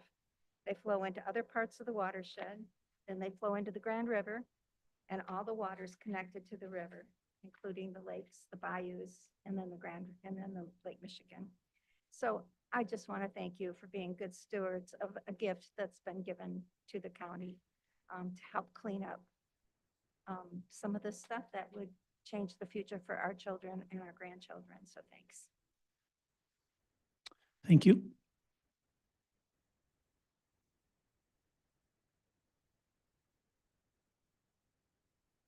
Good afternoon. Afternoon. Ian Zimmer, Port Sheldon Township. Why become a member of Crackery Lake Association? The Lake Board does their best to listen to and implement your ideas and concerns. As lake residents, we have a responsibility to treat the lake with respect and try to minimize the damage caused by our lake use of the lake. If we don't take this responsibility, no one will. In the bylaws, section number 14, lake management for algae and weed control. A, the Crackery Lake Association, through research, study, education, and historical analysis, have determined that certain chemicals once applied to Crackery Lake have been effective in control of invasive weeds and seasonal algae. If that is true, why is county funding being requested? B, professional lake management has been chosen by the Crackery Lake Association to perform our annual chemical application for the purpose of weed and algae control. The effectiveness of association decisions or the treatment protocols of service provider should not be passed on to Ottawa County residents. C, chemicals being applied may be Renovate, Sidekick, Shade, Comine, collated or chelated copper, copper sulfate, and a basic algicide, just to name a few. All sounds impressive. In summary, a culmination of inadequate or bad decisions by the Crackery Lake Association and/or treatment service provider need not be assimilated by bad decisions of the county board. Thank you.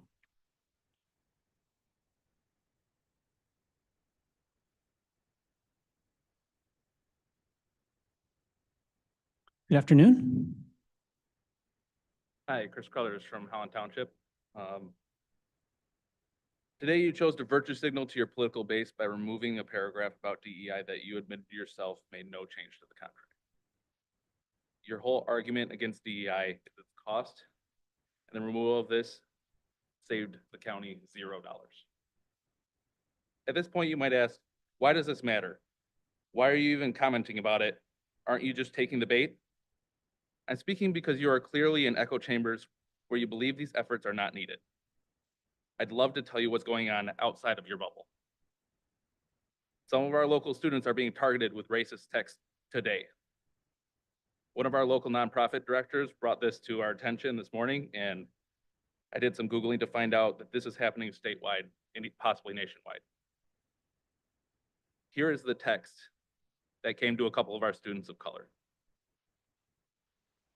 You have been selected to pick cotton at the nearest plantation. Please be ready at 7:30 a.m. on November 13th with all necessary belongings. Our executive slaves will pick you up in a black van and a routine security check will be conducted upon arrival at the plantation. It continues on. I don't think we need to hear the rest of it. Regardless of who is behind these texts, your positions on DEI, regardless of your intent, empowers people with these racist views. If you are going to remain active against DEI programming, you had better be very quick to denounce these things, because that's the purpose of these programs.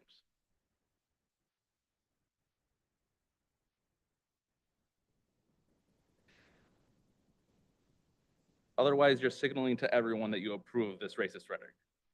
I want to believe that you don't. Please prove that to Ottawa County. Thank you. Anyone else for public comment?